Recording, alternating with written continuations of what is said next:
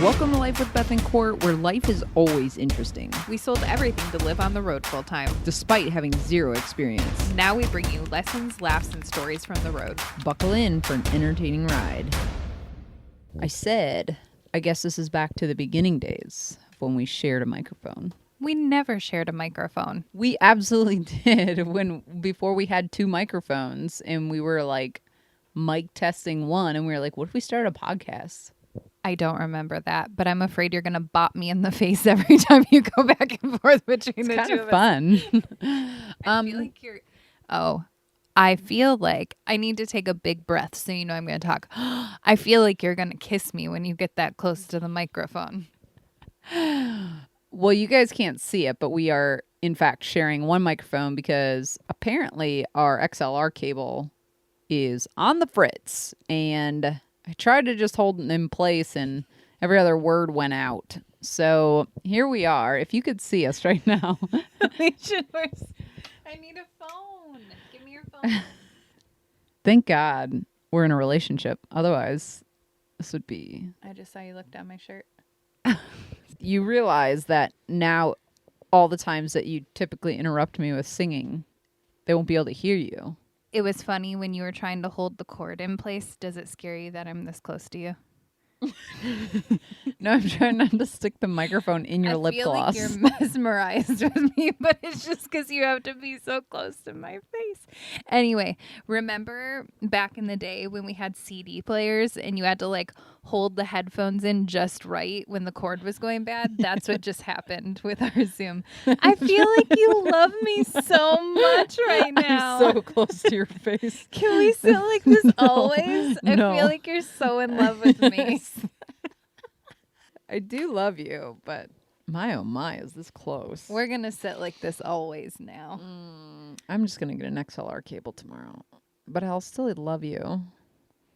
Welcome back to another episode of Life with Beth and Court. I'm Beth. I'm Court. And today we're talking about the five things we each didn't expect about the RV lifestyle. And here's the kicker. We haven't heard each other's items. Ooh, it's so scandalous. It's a live reveal, except this is pre-recorded, but it's live for us right now. Yeah, this is like, what episode did we do before?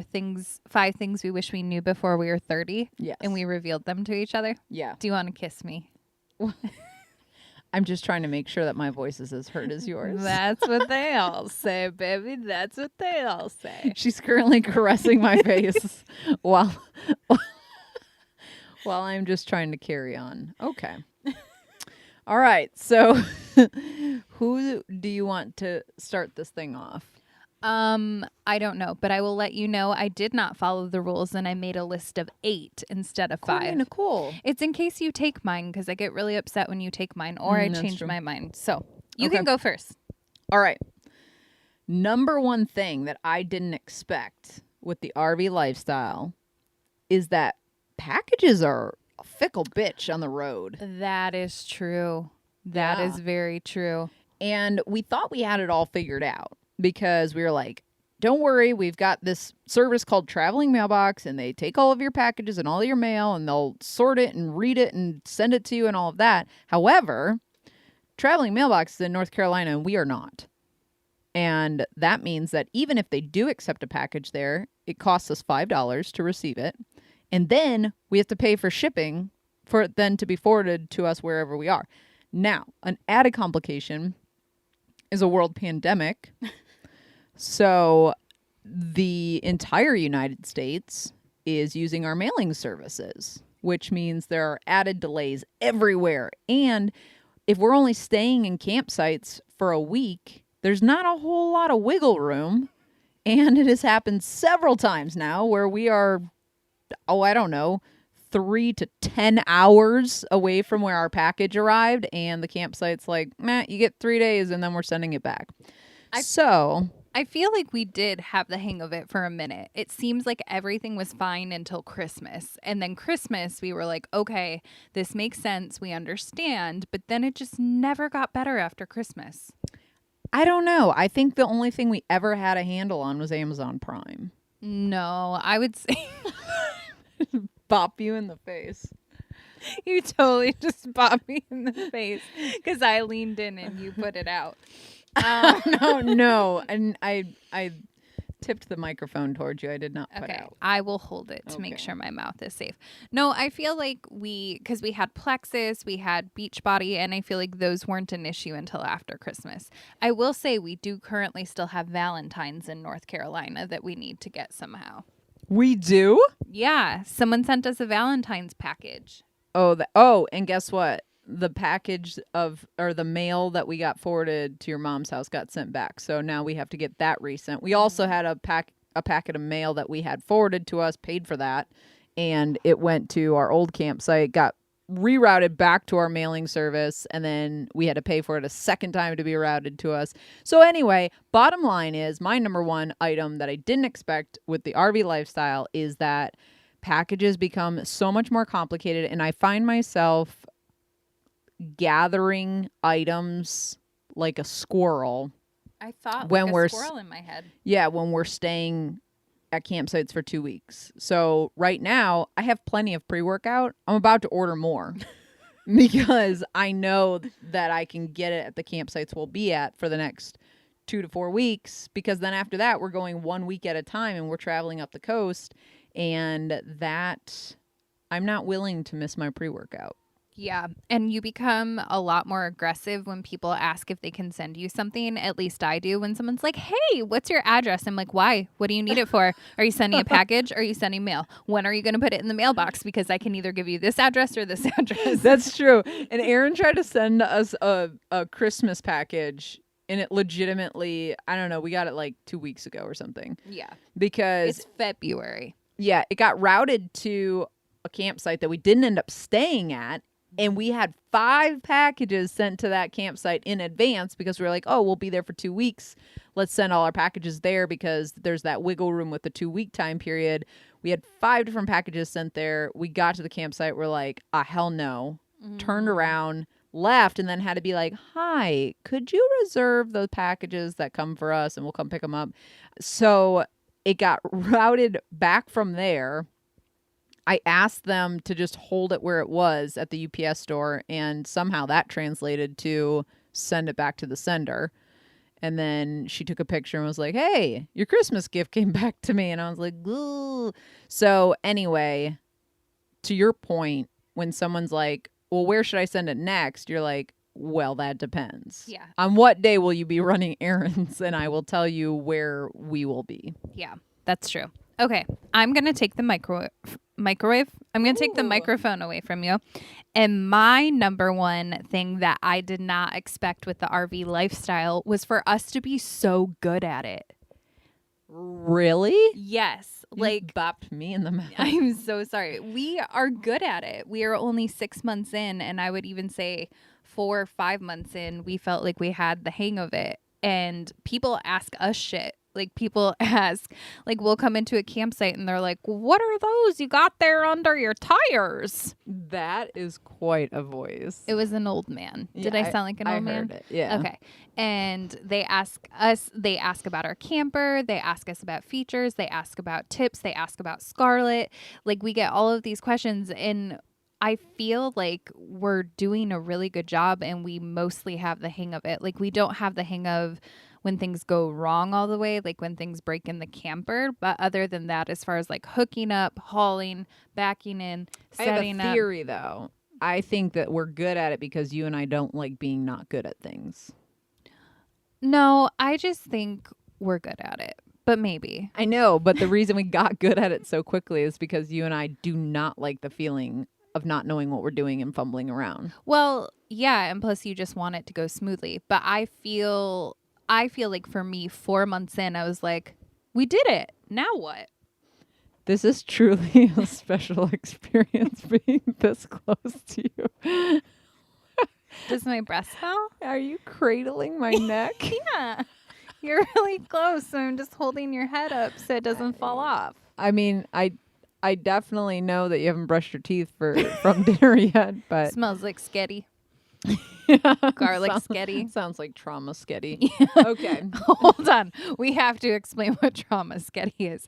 So Beth and I recently started doing EMDR therapy through betterhelp.com, and we somehow ended up on the same schedule. Like, we both do Tuesdays. So she does hers at 5 p.m. on Tuesday, and I do mine at 2 p.m. on Tuesdays. And we've not done EMDR therapy before, and we've heard like it can be pretty intense. And I decided I was going to make a spaghetti on Tuesdays because it was Trauma Tuesdays, and I was going to make us a Trauma Tuesday spaghetti meal as Well, comfort food. Because sketty is both of our Comfort foods. Yeah, it's our comfort food from childhood. Yeah. So It's very well thought out. You are welcome. thank you. I appreciate that. Anyway, that's my number one. Like, we're actually really good at this for never doing it before. That's a wonderful number one. My number two is more of a realization, I would say. And that is that internet reigns on high because everything depends on it. I mean, I really think about it. My workouts are on beachbodyondemand.com. My podcast that I listen to in the morning, I need to download those. You get real grouchy when you didn't download your podcast and then it interferes with your walking time. That's very true. And I need strong internet to download the podcast so I can go on a walk and it doesn't skip and stutter. Audiobooks need the internet to download or listen to seamlessly. My entire career is online as a project manager. Life with Beth and Court is online. Counseling is online. Netflix is online. Hulu, YouTube, all the good things. Everything depends on the interwebs. We are digital girls living in a digital world. Is that from Barbie World? I think it's more Madonna. 'Cause we are living in a material world, and I am a Oh. material girl. I'm okay with that more so than Barbie. Yeah. Anyway, so my realization is, or my number two thing I didn't expect is how spoiled we were with Good solid internet that, get this, only costs $65 a month. Yeah, you want to tell them what we're paying now? Well, right now, we have tried a variety of different things. We currently have 3 things that keep us online. One of which I didn't expect actually is tethering our phones. Even the low speed data through AT&T actually powers us. I think, Faster than Wi-Fi. yeah, I think it does a very good job too. So we tried Nomad. Nomad Is a no. No man, nomad. Don't do it. Nomad was a very confusing relationship. Let's tell them a story and you tell us if you think this sounds legal. Go. Make it the short version. Well, I will just say this. Nomad said you get truly untethered high-speed internet. And I said, I need to clarify this, though, because I really, really need lots of high-speed data, and I need this to not be a fine print thing. Are you sure that we get unlimited high-speed data? And they said, yeah, up to basically 800 to 900 gigabytes a month. And on average, I would say that, not I would say, but a stat I read said that an American family will use between 200 and 300 gigabytes of high-speed internet a month. So I was like, well, 800 to 900 will be plenty. And so we did that, and it was beautiful. It worked wonderfully. We bought the AT&T plan, so it bounced off the same AT&T towers and worked great. And then all of a sudden, our SIM card stopped working, and I contacted support, and they were like, oh, yeah, there's a bad batch of SIM cards that went out. Let us replace that for you. Took a month. And as I just mentioned, literally everything is online. So we had to buy Skyroam in between. And so we tried Skyroam. It does bounce off of towers. There's like a signal scan on it, and you can scan for the strongest signal around. Anyway, it didn't really do the job, I would say, when we first got it. But we had this odd, we would tether to our phones, and then we would use Skyroam, and then occasionally we would just get in the truck because our truck has Wi-Fi. So we would sit in our truck and work for hours in the truck. That was the Alabama crash where we literally had to work out of our truck for an entire week. And then the internet would shut off when the truck would shut off. So you'd have to like restart it. It has to be, the truck has to be on for the truck internet to be working. So then we ended up getting our Nomad working again. They gave us a new SIM card. Then about 3 weeks after it started working again, it crashed once again. And I said, hey, what's happening now? Because I'm getting the same errors. And they're like, oh, yeah, it went bad. We'll send you another one. I'm like, why do your SIM cards keep going bad? Like, is this not legal? And they're like, no, it has to do with the bombing at Christmas time in Nashville. It hit one of the AT&T towers, blah, blah, blah. And I was like, okay, fair enough. I'll give that one to you. And then they were sending us the replacement card, and they're like, actually, we're going to have to, like, send you a whole new device because the company no longer authorizes us to use the Netgear. Because you illegal. Yeah, so basically, third strike. I was like, why does everything keep getting shut down? Like, did AT&T just find out that you're using their towers or something? So anyway, bottom line is, it was incredible when it worked, but the SIM cards kept going bad. They kept having to send it to us, leaving us without internet. We had to buy Skyroam in the meantime. Skyroam, actually, in this location, has done great. It's been wonderful. Our AT&T phones tether great. And then just recently, our high-speed option with lots of gigabytes is Cricket. We got a Cricket SIM card, and we put it in the Netgear that we got from Nomad originally, and that is great. It works wonderful. It actually is owned by AT&T, but it bounces off its own towers, not AT&T towers, so it doesn't get overcrowded on those towers. But we buy 100 gigabytes for $90 a month. And then on top of that, Skyroam's another $50, but that's only 20 gigabytes of high speed and then unlimited low speed data. And then our phones, of course, we've got a very limited, I don't know how much high speed we have, but then we tether with low speed. Bottom line is, at a minimum, we're spending $150 a month. And last month we bought probably another $60 to $100 in high speed data from Cricket. A lot of monies. I zoned out. You started to sound like an IT person. Yeah, it's weird because I wouldn't have known any of that before, except my entire life, as I just mentioned, Is on the internet now. All right. Realization number 2 for you. Number 2 that I did not expect to happen living on the road full time was for me to question my entire existence. Oh. And so technically, I will tie in my number 2 and 3 together. So that was number 2. And then number 3 was, I was not expecting so much shit that I learned from my childhood in school to like resurface as we were visiting other places. So let me just take the microphone and tell you about this. So basically, as you're traveling into different places, you're learning about the culture and the history of the locations. And we learned about it when we were kids, but it's interesting because Beth Ann and I were talking about how it doesn't matter when you're a kid. Like, you don't care. Like, no one cares about, you know, whatever, like Washington, D.C. or the Trail of Tears or like all of these things that you learned about. And it's so different to experience those things when you're an adult and really dig in and say, well, why did it happen like this? And wait, that's not what the textbook said.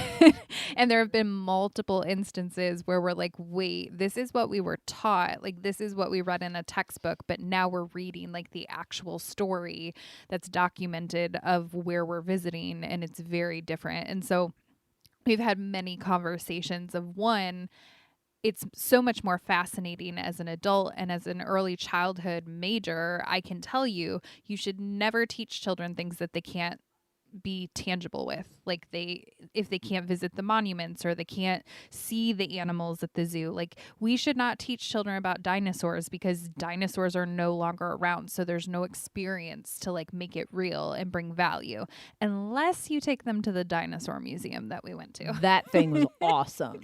So I was not expecting to like relearn everything as an adult, and now as an adult I actually find it really fascinating and I'm very interested. Yeah, and I would also say though that we as adults, when you're learning about it, we have so many more perspectives that we can have now. Like, we don't just get like the white man's version of the history of the United States. Now as an adult, you're like, oh, wait a minute. You mean to tell me that these people wrote the history books with their own narrative? Mhm. You mean to tell me that they made this guy a hero and this person a villain, and it actually wasn't like that at all? So it's interesting because now you can learn with more perspective than just what we read in those history books. Yeah, so that is like number 3. And going back to like questioning my existence, we went to a dinosaur museum and it was lovely.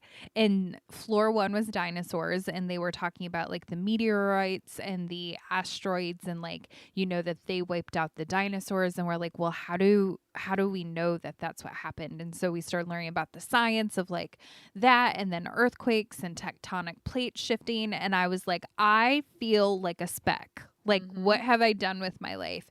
And then we started learning about other cultures. Like, we went upstairs to the mummy level and we started learning. Yeah, you were like a little child in the candy store up there. I totally forgot I was obsessed with Egyptian culture until I walked out on that floor. And Beth was like, really? And I was like, yes, I was obsessed with Egypt. I wanted to be Cleopatra so very badly.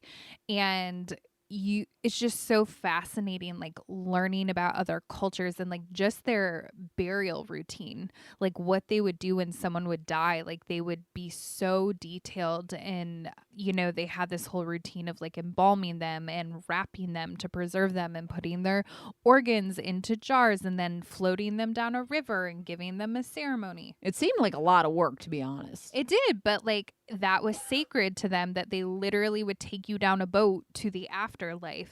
And then I start questioning, like, wait, Why you haven't gone down a boat to the well, afterlife? no. Oh. But like, I just started thinking about like, there are so many pockets of culture that I know nothing about, or I know a fraction about. And here I am living in the United States, and like, you know, I've only explored my religion of what I believe, and like there's so many other things out there. So really it takes you down a deep rabbit hole fast. Well, I think it's very interesting to be having all these realizations and kind of questioning moments about all of these things that we've known to be these pillars of truth in our childhood, and to do it by ourselves because #COVID. So we are not with other people, and so you kind of end up in this like, what is our existence? And then you just go in this like circular thing, and there's no other humans around you to be like, hey, snap out of it. Yeah, and at one point we were discussing like, how do we know dinosaur faces were mean? Like, how do we know they look so angry? Like, they could have been very adorable for all we know.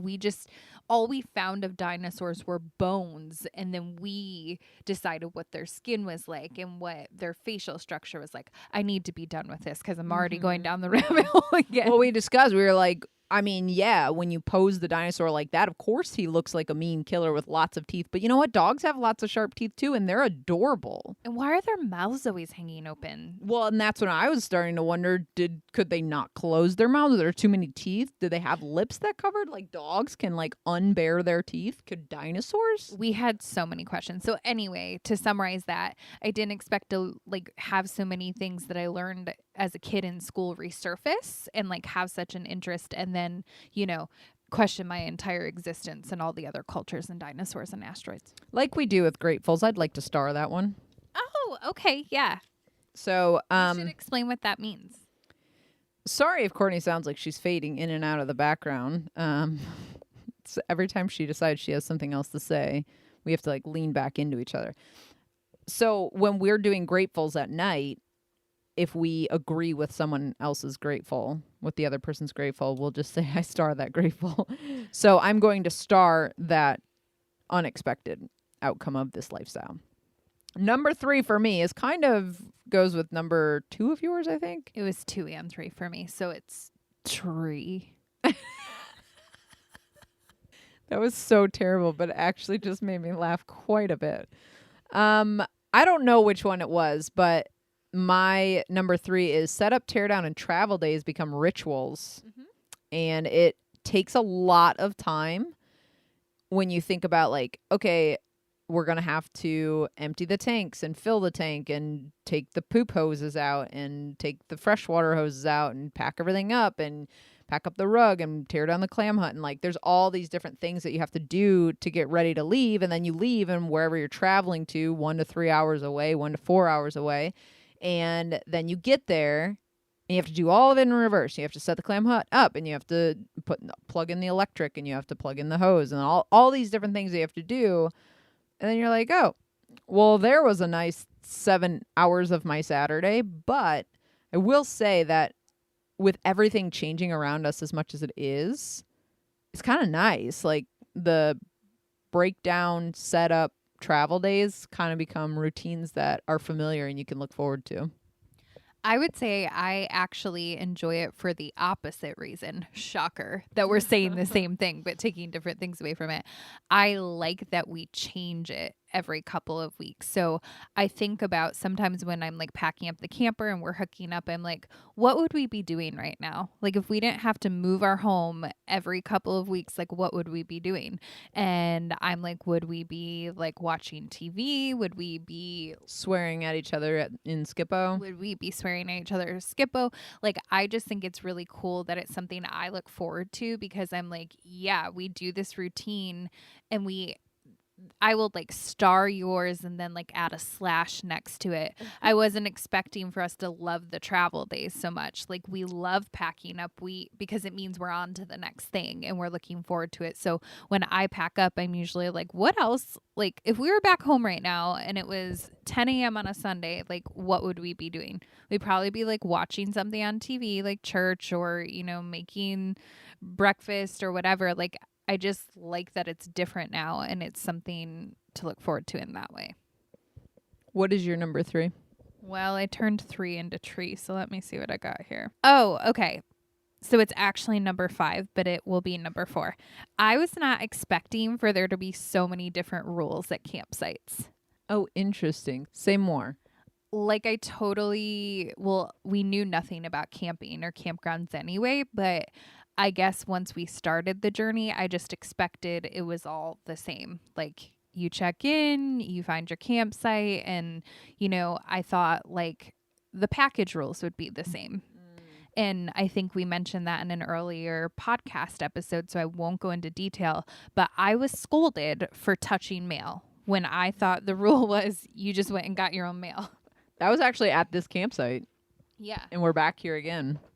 I would say that, especially because we go to so many campsites within the same network. We're in the same network. And so you'd think like, oh, well, they're all part of this entity, so they must have similar rules or whatever. And then it's like, even fire. We just assumed that you'd be able to have a campfire at every campsite. But some campsites, for instance, the rules we've seen, the one we're at now, it has to be covered. There was one before this that said no wood burning fires. It had to be a propane fire. There was one before that said it can't be a fire on the ground. It has to be in a lifted container and also have a cover on it. So there's all these rules. And then there's some that are just like, absolutely not, no fires. And that to me felt very bizarre because you're camping. But I also understand that they have high winds and are worried about, catching forests on fire and stuff. Yeah, I was going to say the campfire is a big one. And also, like, when we got here, all of a sudden they were like, oh, we don't take mail anymore. And we're like, what do you mean? They're like, we don't accept mail, only packages. And last time we were here, you could get mail, no problems. So that's a big one. And when we asked when that rule had changed, they said, 2 weeks ago. Yeah. And I was like, oh, well, thank God I didn't have anything forwarded. I wouldn't have known. And then they would have sent it back. Yeah. So the mail, the campfires, and then the other big one sounds silly, but the laundry facilities. So in one laundry facility, like the first one we went to, I think it was cash. And so I was like, okay, like we have to have quarters, like coin laundry, like back in the dorms, got it. So then we stocked up on quarters because I was like, okay, like now we know what we need to do. And the next one was Aladdin tokens. And you could only get Aladdin tokens with dollars cash, not quarters cash. And I was like, well, shit. And then the one after that was like a credit card only one. And so it sounds crazy, but it just changes from site to site, so you never know what to expect. And then there was that one in between that you had to buy a card for $5 and then fill it, and the minimum fill was $10. And I was like, we're only here for a week, and I've never seen this anywhere else. So you're telling me that one load of laundry is going to cost me $15? I'll just keep it. Yeah. So we've learned to start asking those questions. Like I called our next campsite and I'm like, hi, weird question. Are you accepting packages? Oh, that's another thing. Some sites or some campgrounds, when you do get packages, you have to put your site number because they will deliver the packages directly to you. And we actually had a package returned because we didn't have our site number on it. And then other ones, you don't have to put your site number because it goes to the office. So I was not expecting like everyone to have so many individual rules. And so you really do, like, if you're the person that does not like to read the handout they give you, you do not have a choice. Like you actually have to read it so you know what's going on. In one site, I do remember they were adamant that you had a high water pressure regulator on your drinking water hose so that it wouldn't burst the hoses. And they were like, where's your high water regulator? And I was like, oh, it's on it. And that was the site where she's like, you got it on the wrong end. And I was like, oh, whoops. Yeah, so that was theirs. They said no ifs, ands, or buts about it. We sell it in the shop up by the office. If you don't have one, you must have it on in order to stay in our campsite.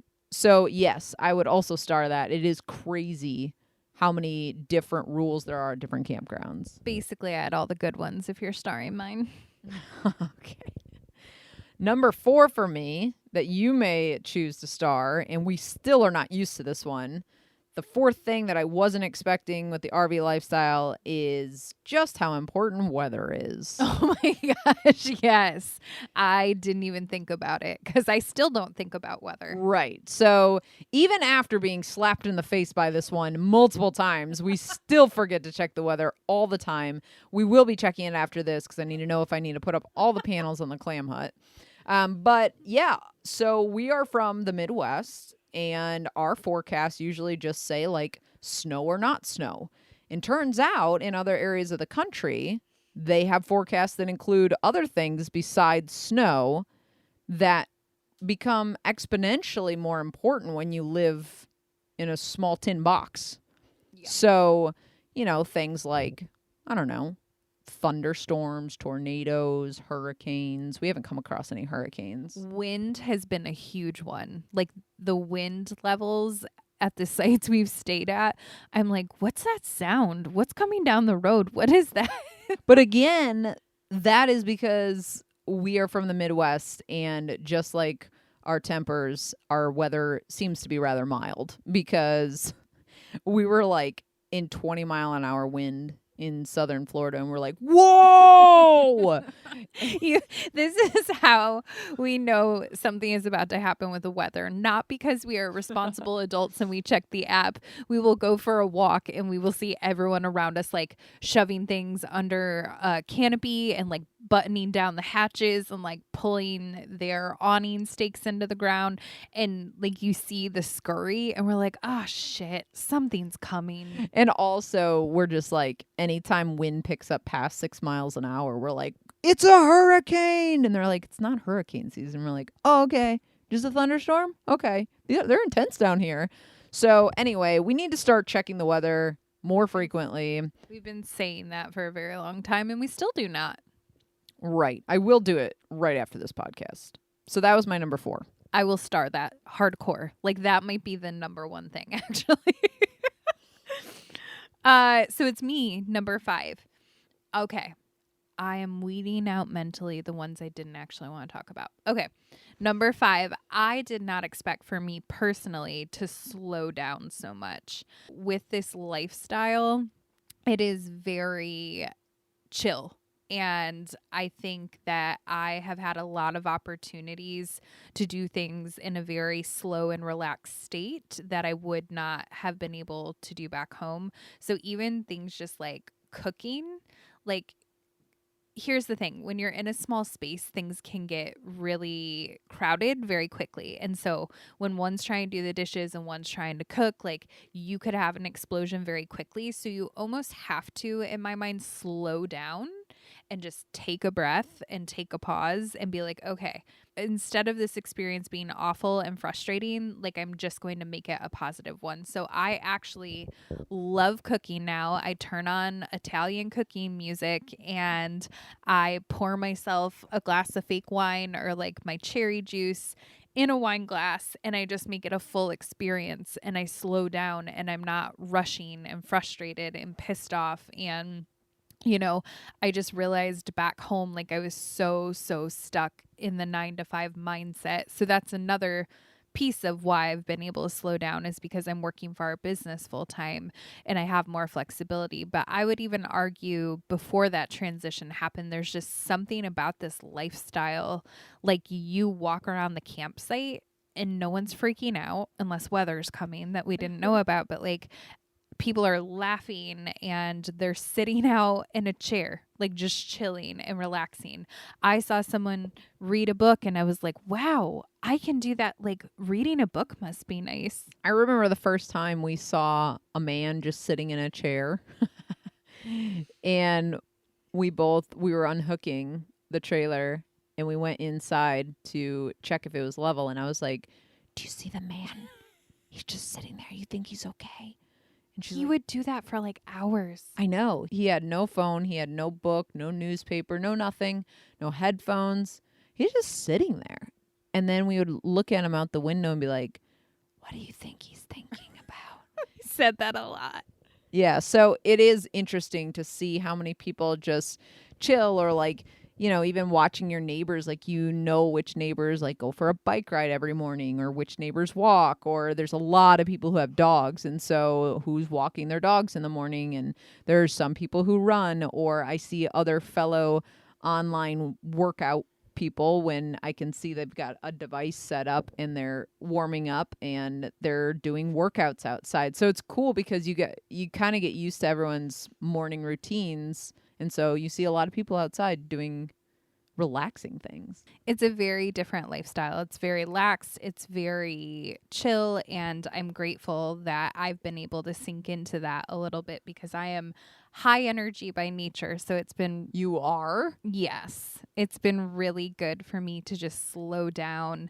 And I wish more people could experience this lifestyle. I wish people could just sit outside for 10 minutes in the sun and like watch everyone be chill and just have time. So that was not what I was expecting. I think I expected it to be more chaotic and more frantic. But going back to my number one of like, we're actually doing a good job and we figured it out. So there's not a lot to stress about. I also think that that's a little bit of the life that we crafted this lifestyle to be, because I think that this lifestyle isn't naturally a stress-free lifestyle. You have to check on so much more regularly. But I think that once you get in your routine, and like, for instance, you did get out of the 9 to 5 and we are crafting our days to look how we want our days to look. All right. My fifth and final, wasn't expecting this in the RV lifestyle, is you spend about 85% of your spare time doing dishes. Yeah, you're not wrong about it. I mean, I do our dishes, so I guess it's 85% of my spare time is spent doing the dishes. Another 10% is spent emptying the shit tank. And then there's about 5% that we get to do whatever we want. To be clear, you do the dishes because I do all the cooking, and that's the rule. And sometimes I do the dishes, and then you tell me I did the dishes wrong because apparently there's still oil or something on them, and then you choose to rewash the dishes. In my defense, you once said, "What do you mean I have to wash the bottom of the plate?" No. So I will say, why is the microphone so wet? I feel very uncomfortable. I'm literally not even on that side of the microphone. You cannot blame that on me. That's your own lips. Oh, okay. So it's true. That's your side of the microphone. Okay. This sharing of microphones gotta stop. I'm going to the store tomorrow to find a cord. I will say, when you live in a tiny, tiny space, so Beth's sister just got an apartment, which is really exciting, her and her boyfriend. And she was like, oh, one thing we didn't notice till after we signed was there's no dishwasher. And we're like, oh, no big deal. Like you get used to it. Like we had a dishwasher at home and now you wash them by hand. Oddly enough, same thing about the laundry. Like they have a laundry room in their complex. We're like, we got used to that too. So it really is about just adapting. However, when you live in such a small space, like you can't just, oh, I'll get the dishes tomorrow. Or you can't just like let them pile up in the sink because the sink is tiny. Like you just have to do the dishes. Yeah, it almost is like each piece becomes like when we had our own washer and dryer, I feel like doing the laundry is just like a nuisance where you're like, oh, I got to do the laundry. And it's so convenient to actually get it done that the chore itself is an inconvenience. Whereas now you don't always have the opportunity to get it done and you have to make a bigger effort about it. So then it doesn't become a chore. It's more of a like ritual almost, like where it's like a routine where you're like, oh, we finally, have the right coins or Aladdin tokens or whatever to do our laundry. Yes, we finally get to do laundry. It's like a get to. Yeah. We get to do laundry. We get to fold it and restock our shelves. And again, like with the laundry, I mean, you could only throw in like half a bin and then you're like, all right, I'm out of underwear. We got to do laundry. Yeah, that. Oh, shit. I just remembered the one that I actually thought of when we started this topic. So I will be sharing that quickly after this. That's a really interesting way to look at it that I have never thought of, but you're right, because when we got to this location and we were picking our campsite, I literally said, I want that one because it's closest to the laundry room. And we were so excited. I was like, can you believe I was just like making soup and I could run over really quickly and start our laundry and like come back? Like it is really just a mindset shift. And it becomes like a privilege where you're like, how wonderful. I could cook dinner and do laundry at the same time. Yeah. So if you are bitter about your dishes and laundry, just move into a camper. But okay, so I already did my 5. So this will be my 0, which is actually the most shocking and important. And I forgot about it. I did not expect, like this was the biggest shock to me with this lifestyle, to still get rid of things. Yeah, like I was just thinking about that the other day. I was like, man, I can't wait to go through this bad boy and just like purge everything and get rid of dishes and clothes and books and like food. Why haven't we finished off these hydration packets? Let's get rid of these. Let's drink them. Isn't it so weird? Like we literally condensed from a 3-bedroom house, full basement, got rid of all of our stuff and the garage. There was so much stuff in the garage. So I thought I would actually have like scarcity mindset of like, we have to keep everything we have. I have given away 2 boxes of clothes, like 2 full boxes of clothes since we've lived in the camper. And there have been things I'm like, why do we have this? Let's get rid of it. Like, do we really use this? Let's minimize. So I was not expecting that at all. I've asked her that about the box of Halloween decorations and she wasn't willing to part with those. Yeah, those won't be going away anytime soon. But it's just so bizarre because I expected like we would want to hold on to everything we had. And no, we both are like, we need to go through and like get rid of stuff, like our coffee mugs. I was like, we don't need this many coffee mugs. So it's almost like once you're living the minimalist lifestyle, it becomes so glaringly obvious when you have too much shit. And it becomes addicting. You just want to keep giving things away. And then you're like, do I really need this? Because it's just like more to store and more to fix and more to keep clean and all of that stuff. And so, yeah, I would agree with that one. Big star. The 0 is the winner. Is it the weather or that one? I would say yours over weather. Yeah, I win. Thank you. Okay. Well, there's a combined 10, but actually 17 because Courtney never plays by the rules. Things that we weren't expecting with the RV lifestyle. Hopefully, it's given you a bit of a glance into what our life is like on the road.